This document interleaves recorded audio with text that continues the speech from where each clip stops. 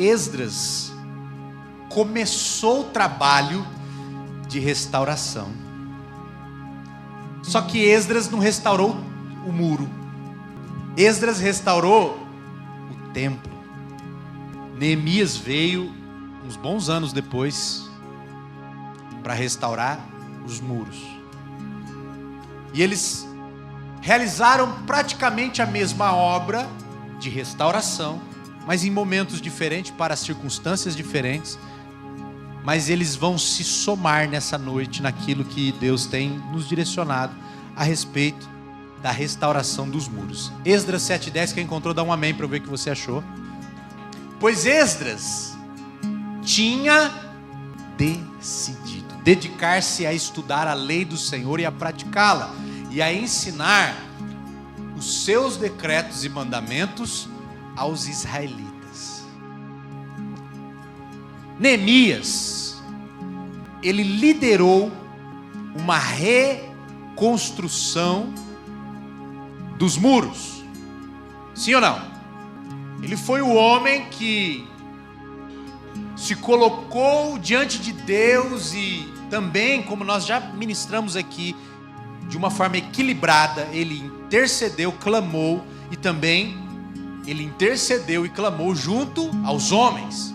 Transitou no reino espiritual, transitou no reino chamado no plano material, no plano físico, falou com o imperador, pediu recursos, juntou uma equipe. Tudo isso nós já tocamos, abordamos esses assuntos. Mas uma coisa que eles fizeram, eles reconstruíram o muro, eles subiram no muro, mas eles não permaneceram em cima do muro. Eles realizaram a atividade de ir até lá e reconstruir.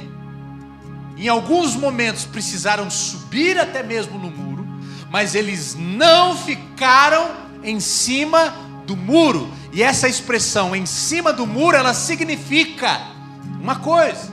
O que é uma pessoa que está em cima do muro? Uma pessoa que está em cima do muro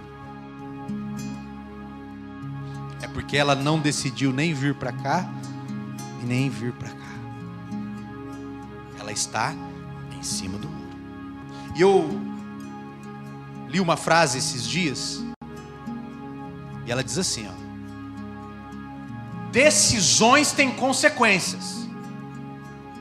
Toda decisão que você faz, ela vai gerar alguma consequência. Quando você decide por algo, automaticamente você está decidindo também não querer tudo o resto.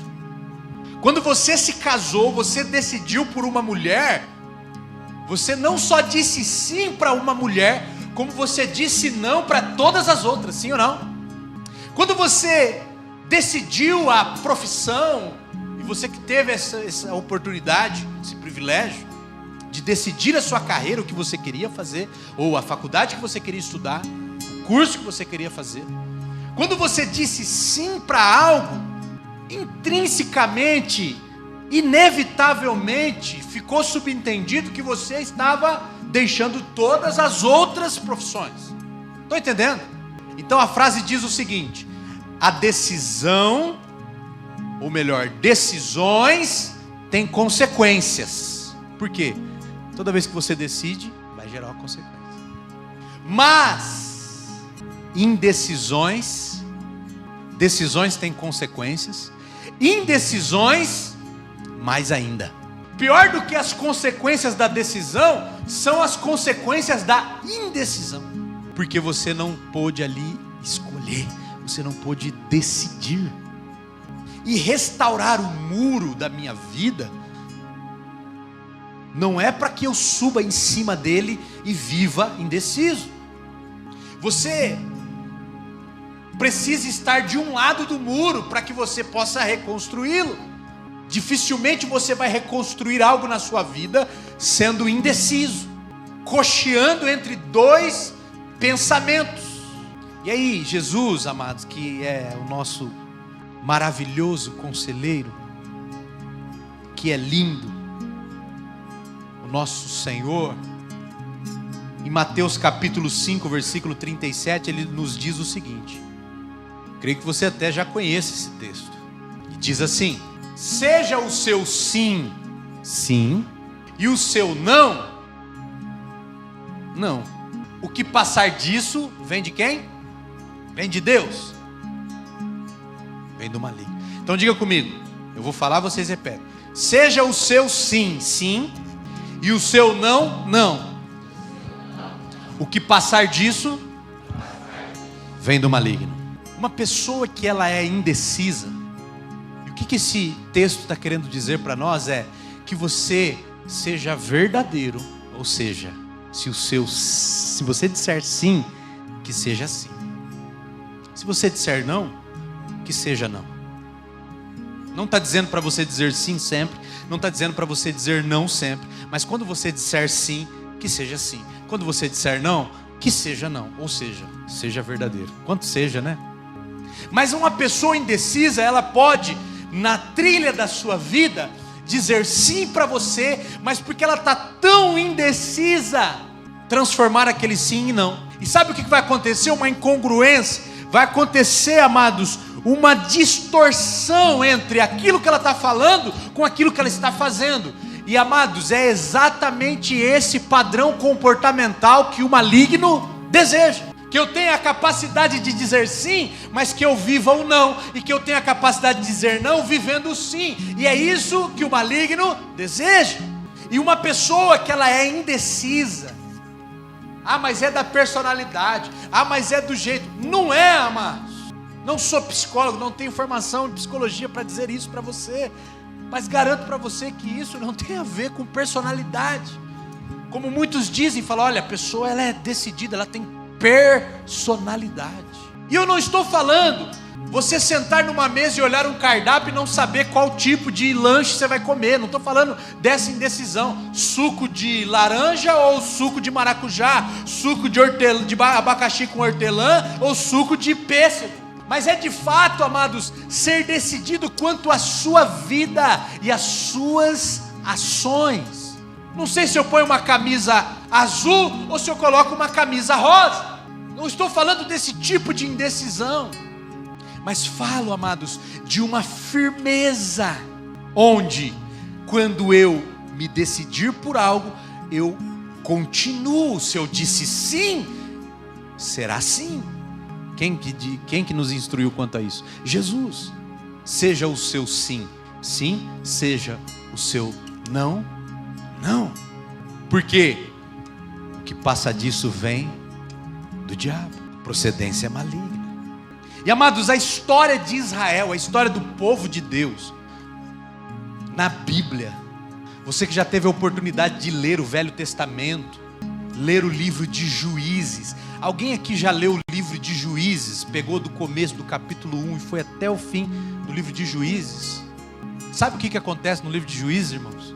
Vou colocar o cenário do livro de Juízes para você. Sabe aonde se passa o livro de Juízes? Num parque de diversões, num brinquedo chamado montanha-russa. Pastor, você está doido? Não, irmãos. O que acontece na montanha-russa? Você está embaixo aqui, depois você está aqui, e aí você sai até gritando. Tinha gritos lá também, Juízes. E vem aqui embaixo, e depois sobe de novo. E em alguns momentos vira até de ponta cabeça. Porque ora o povo estava buscando a Deus, e isso normalmente acontecia depois que se levantava o inimigo. Conveniente, né? O inimigo estava ali, batendo, o exército assolando. Aí sabe o que o povo fazia? O Senhor vem nos ajudar, Jesus. Viravam tudo piedosos, buscando a Deus, orando, Jesus nos ajuda. Senhor, tem misericórdia do seu povo. Aí Deus levantava o quê? Um juiz. Por isso que se chama Juízes. Deus levantava um juiz, aquele homem liderava a nação em uma reconstrução da moral, uma reconstrução da vida espiritual e uma reconstrução bélica militar, e liderava o povo em batalhas. Irmãos, e tinha até mulher. Débora é uma das mulheres citadas como juíza, liderando o povo. Conhece Sansão? juiz. Jefté, juiz. Conhece a história de Gideão e seus 300 homens? Quem é Leônidas perto de Gideão? Gideão e seus 300 homens, juiz. E aí o povo nessa hora estava aqui, ó, na intimidade com Deus. E de repente, quando tudo estava calmo, tem um nome para isso: inconstância, indecisão. A pessoa indecisa: eu não sei se eu sirvo a Deus, eu não sei se eu me apostato da fé, eu não sei se eu aqueço o meu coração na presença do Espírito, ou se eu esfrio de vez. Ora está aqui, ora está ali, em cima de um muro. Lembrando que decisões custam caro, mas indecisões custam mais caro ainda. E aí lá em 1 Coríntios capítulo 15, um versículo que eu amo. Você que já me ouve há algum tempo, você já deve ter até enjoado um pouco desse 1 Coríntios 15, versículo 58. Mas ele tem uma instrução, uma direção para o povo de Deus. Apóstolo Paulo, já quase concluindo o livro de Coríntios, com muita informação sobre dons, sobre a oração em línguas, sobre o amor. Fábio leu aqui. Quem lembra o versículo que foi lido no começo? Coríntios. Paulo aborda ali o que está falando em Coríntios 13. Quem namorou e quando namorava era na época da igreja, né? Já era crente. Com certeza mandou numa cartinha lá um versículo do 1 Coríntios 13. Eu namorei a pastora, irmãos. Mandava carta para ela. Tem uma caixa de cartas. E você vai achar em algumas dessas cartas Coríntios 13. O amor tudo sofre. Estou aqui sofrendo por você a uma distância de 200 e tantos quilômetros. Irmãos, eu era quase um poeta. Por isso que eu casei. Coríntios 13. Paulo aborda assuntos sobre dons, assuntos diversos, instruindo aquela igreja que era uma igreja problemática. A igreja de Corinto era problemática. E por isso que vem o time do Corinthians, vem desse nome. Por isso que é problemático também esse time. Perdeu hoje. Mas Paulo está concluindo. Ele diz: portanto, meus amados irmãos, olha aqui, mantenham-se firmes e que nada os abale, sejam sempre dedicados à obra do Senhor, pois vocês sabem que no Senhor o trabalho de vocês não será inútil. Porque, amados, o grande detalhe da decisão é que você não vai só escolher, mas você vai se manter na escolha. Decisão é isso. Decisão e escolha parece que é a mesma coisa, mas não é. Quando você escolhe, você só escolhe, mas quando você decide, você escolhe e se mantém nessa escolha. E Paulo está dizendo: mantenham-se firmes. E algumas traduções que provavelmente alguns de vocês vão ter, está escrito assim: sede firmes e constantes. O povo de Israel era inconstante.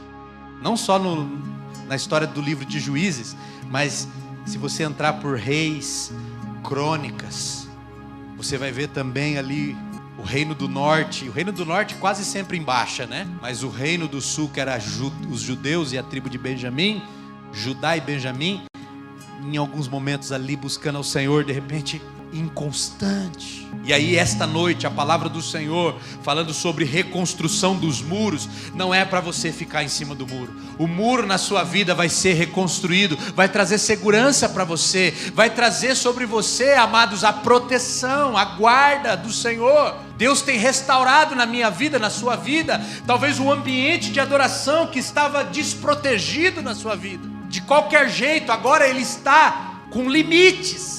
Falamos sobre limites na última semana. Eu tenho até um certo lugar onde eu posso ir. Eu não posso passar daqui. E Deus está restaurando isso em nós. Mas a restauração do muro não é para eu ficar em cima do bendito muro. Eu preciso decidir. E aí, amados, se é para decidir, decida ser firme. Decida ser constante na sua busca pelo Senhor. Na sua vida financeira, decidiu ser fiel a Deus. Seja firme. O seu sim, seja sim. O seu não, seja não. Seja constante.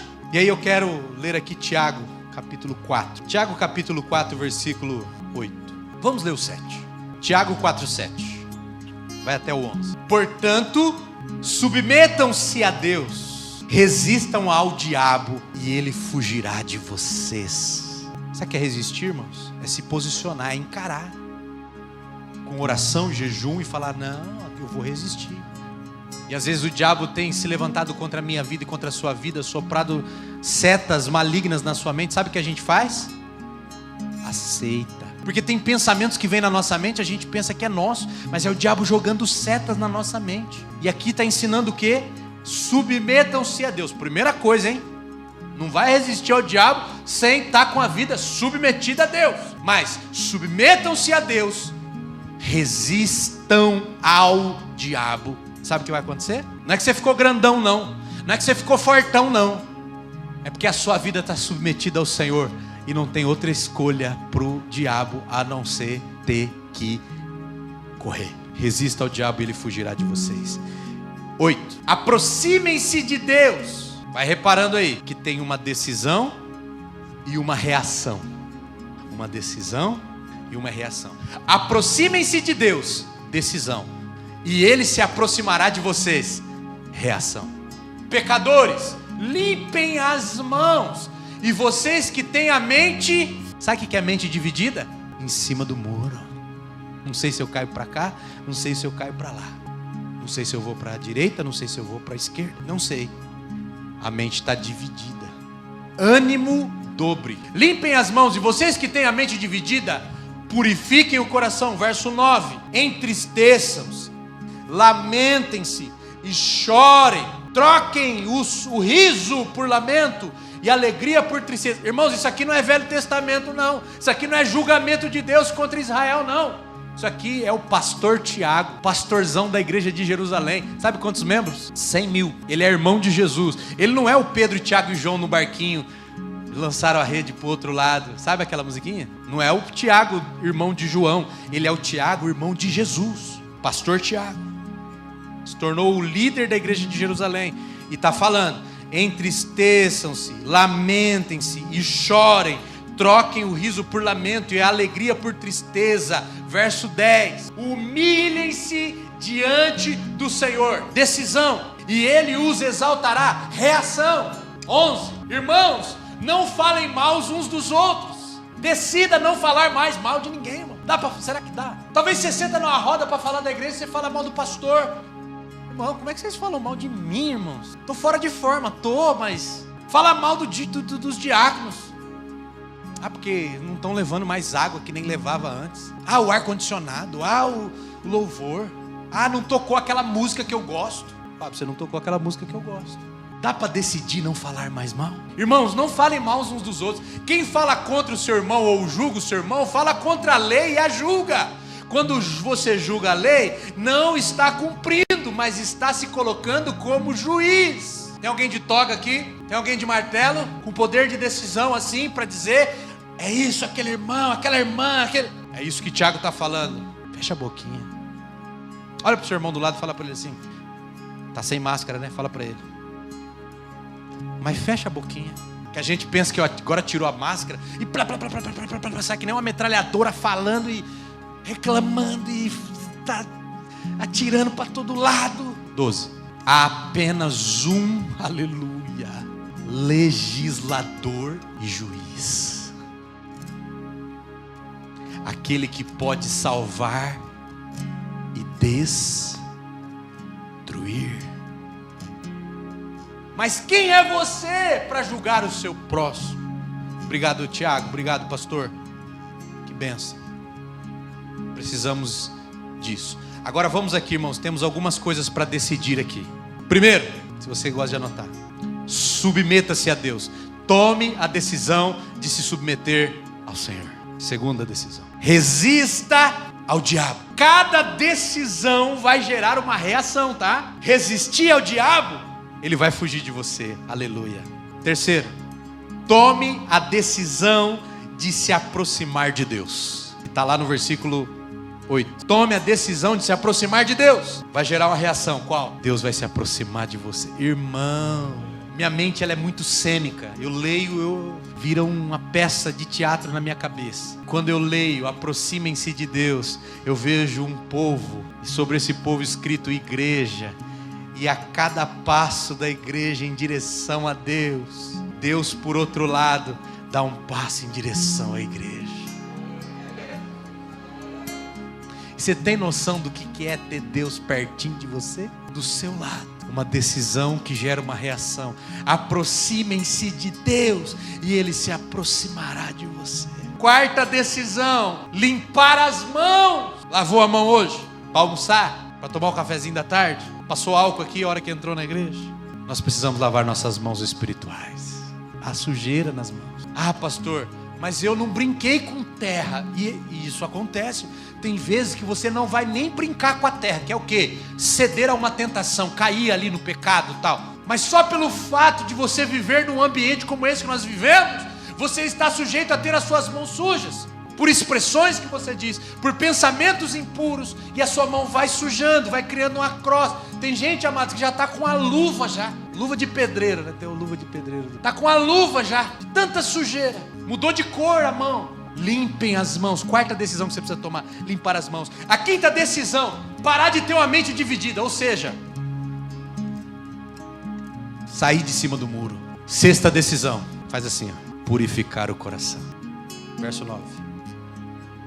Estamos na sétima. E aqui o pastor diz: entristeçam-se, lamentem-se, chorem, troque o riso por lamento e a alegria por tristeza. 10. E oitavo: humilhem-se diante do Senhor. Decisão: se humilha diante de Deus. Reação: Ele não são as pessoas. Não são as pessoas que você vai passar para trás. Não são as pessoas que você vai puxar o tapete. Não são as pessoas que você vai pisotear. Ele. Não são as pessoas que não te aplaudiram, que não te consideraram, que você pensa, fala, ah, essas pessoas vão ter que reconhecer. Se você está se humilhando debaixo da potente mão de Deus, diante de Deus, é a decisão. Ele o exaltará. E aí versículo 11 para a gente encerrar. Nona decisão: não falem mal uns dos outros. Não fale. Não fala mal. Tem coisa que a gente pensa. Vai orar, cara. Coloca diante do paizinho, porque ele sabe. E às vezes a gente está em cima do muro, indeciso, falando mal de gente que decidiu coisas. Talvez a decisão do irmão não foi a melhor decisão, mas cada decisão tem uma consequência. Mas a indecisão tem consequências piores. Então, não fala mal.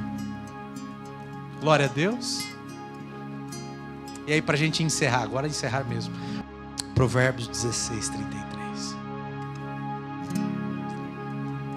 A sorte,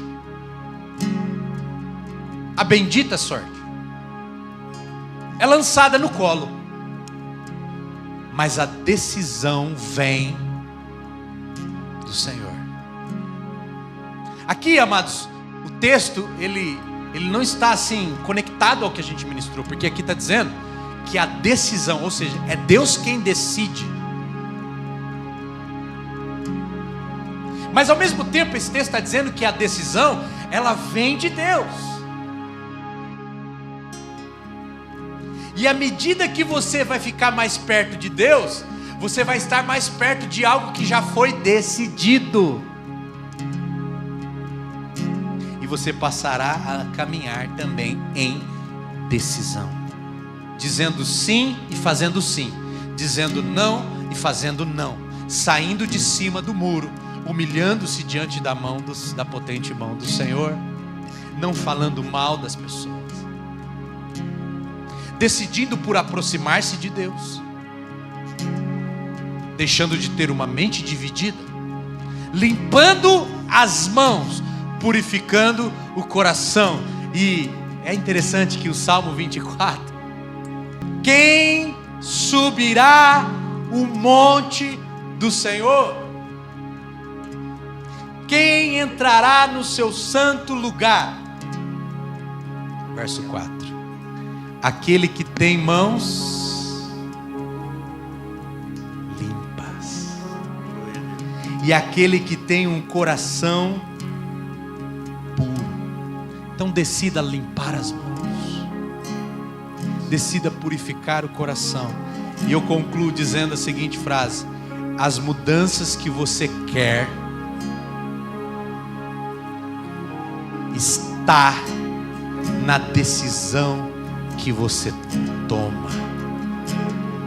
Tem mudanças que não vão acontecer enquanto você estiver em cima do muro. E eu estou te chamando. Vem decidir aproximar-se do Senhor. Vem decidir a limpar as suas mãos. Vem decidir a purificar o seu coração. Vem decidir a se humilhar debaixo da potente mão de Deus. Vem decidir a se aproximar de Deus. Porque a cada decisão há uma reação.